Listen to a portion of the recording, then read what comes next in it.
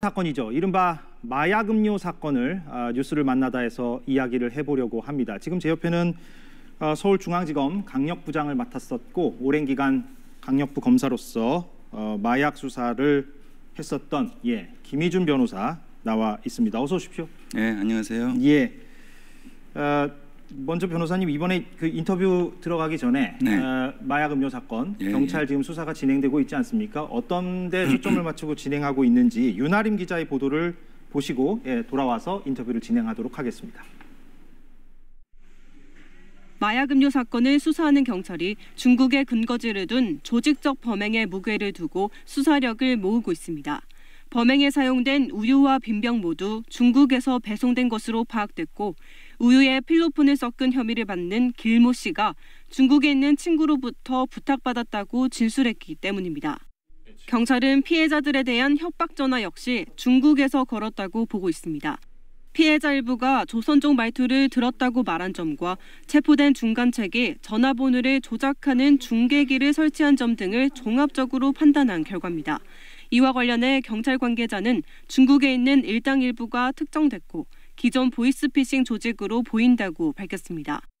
한편 경찰은 길 씨가 지정된 장소에 마약을 가져다 두는 던지기 수법으로 필로폰을 구했다는 진술을 토대로 필로폰 판매책과의 연관성도 살펴보고 있습니다. 이들 외에 구인 사이트에서 아르바이트생을 모집하고 마약 음료 유포를 지시한 중간책도 추적하고 있습니다. 한편 정부는 내일 마약범죄 대응 유관기관 협의회를 열어 종합대응 방안을 논의할 예정이고 체포된 중간책 2명에 대한 구속영장 심사는 내일 오후 서울중앙지법에서 열릴 예정입니다. KBS 뉴스 윤아림입니다. 예, 변호사님 지금 수사 속보를 봤는데 이번 범행이 대담한 측면도 있는 것 같고요. 마약을 활용했다는 측면에서. 그런데 또 한편에서는 이렇게 얘기하는 사람들도 있습니다. 그러니까 이게 자발적으로 학생들이 마약을 구매한 것도 아닌데 이걸로 학부모들에게 협박 전화를 해서 돈을 뜯어낸다는 게 현실적으로 뭐 가능한 얘기겠느냐 이렇게 보는 사람들도 있던데 변호사님은 어떻게 보셨습니까? 저는 그 범행 수법이라든가 범행 지역 선정 그리고 범행 그 피해자 선정을 봤을 때 굉장히 치밀하고 용의 주도한 범죄라고 생각을 합니다. 왜냐하면 그 부유층이 많은 강남 지역에 학생들과 학부모를 대상으로 했고요. 그다음에 이제 한참 성적에 관심이 많고 그다음 자식이라면은 뭐 무엇이든지 내줄 수 있는 학생들과 부모들의 심리를 교묘하게 이용한 측면에서 봤을 때 굉장히 용의 주도하고 치밀한 범죄라고 보고 있습니다. 예, 그 본인이 의도하지 않게 마약을 먹은 경우 이번 경우가 그런 거죠. 뭐 성인들의 경우에도 마찬가지로 본인이 의도하지 않았다면 형사처벌은 안 받는 거죠? 형사처벌 안 받습니다. 근데 그런 부분을 잘못 알고 있어가지고 경위에 어찌됐든지 간에 내가 마약을 투약을 하면 처벌을 받는다고 생각하시는 분들이 있는데 오해하시는 분들이 있습니다. 이런 경우는 피해자이기 때문에 절대 거기에 끌려다니면 안 됩니다. 절대 처벌 안 받습니다.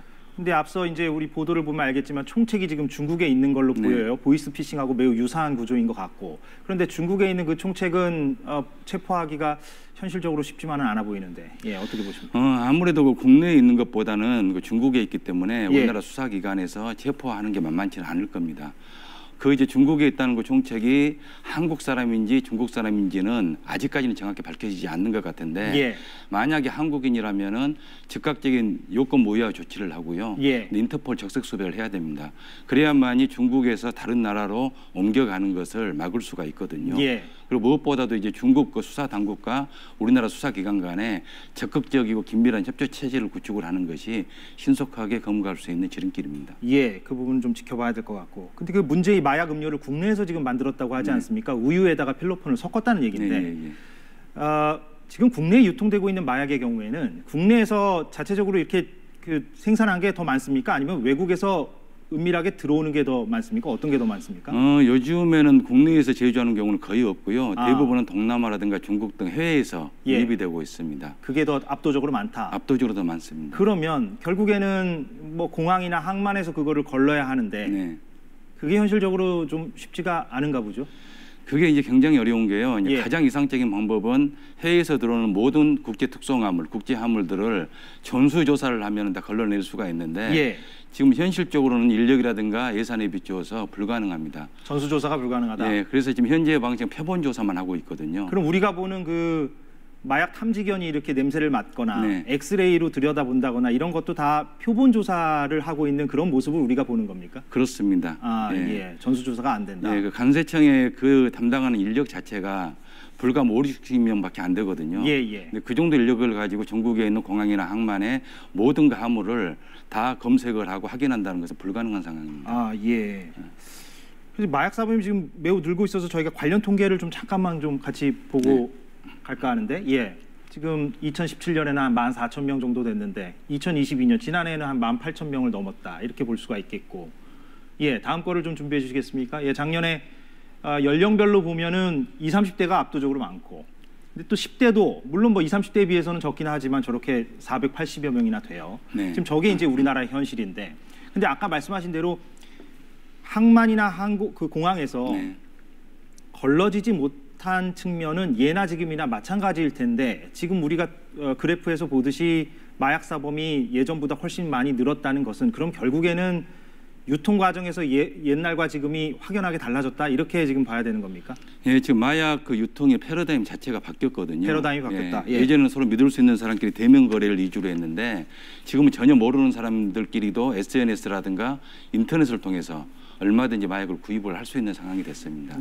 그러다 보니까 이제 통계도 나와 있지만은 10여 년 전만 하더라도 마약 범죄의 주된 연령층이 40대였거든요. 근데 몇 년 전부터는 20대로 내려왔습니다. 그리고 10대 마약 사범은 지난 10년 동안 12배가 증가를 했어요. 근데 저기 나온 숫자가 전체 마약 범죄를 다 대변하는 것은 아니거든요. 적발된 것만 얘기하니까. 적발된 것만 이야기하는 겁니다. 마약 범죄가 대표적인 암수 범죄지 않습니까? 그런데 그 SNS나 스마트폰을 이용한 그런 유통, 거래 이런 거는 비단 우리나라만의 얘기는 아닐 텐데 어느 나라나 골치 아픈 부분일 것 같긴 합니다. 그런데 우리나라가 특히 더 어려운 점이 있습니까? 수사나 단속 과정에서? 사실 우리나라 IT 강국이라고 하잖아요.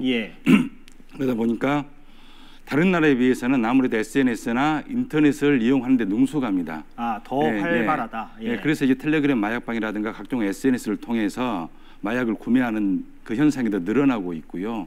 그런 측면에서 다른 어느 나라보다도 우리나라는 더 심각한 양상으로 치닫고 있다고 보여집니다. 그래서 그 수사나 단속을 그럼 앞으로 어떻게 효율적으로 할 것이냐 이 부분이 지금 뭐 쟁점이 되고 있는 것 같은데 일각에서는 그래서 마약수사청 신설을 주장하기도 합니다. 미국엔 이게 있다면서요? 미국은 DEA라고 있죠. 마약수사청이. 근데 우리나라 같은 경우에는 마약 수사 기능이 다 흩어져 있습니다. 검찰, 경찰, 뭐 간세청 이런 식으로 흩어져 있기 때문에 효율적인 수사가 어렵고요.